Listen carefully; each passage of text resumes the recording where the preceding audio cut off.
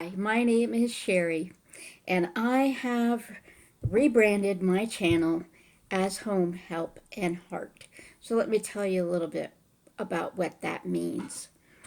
I am going to be showing you how to grocery shop on Instacart, what the ins and outs are, what to look for. I am going to teach you how to shop on Amazon smartly and safely. And I'm going to share some Instant Pot recipes with you, maybe some other recipes too. And I am going to do lots of product reviews, a little bit of everything. We're going to talk about food, one of my favorite subjects.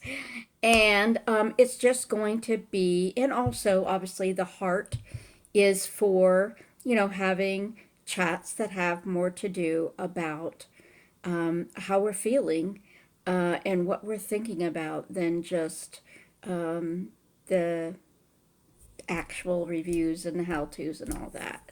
If you've watched my videos before, that I like to end my videos with take care, be well, and always be yourself.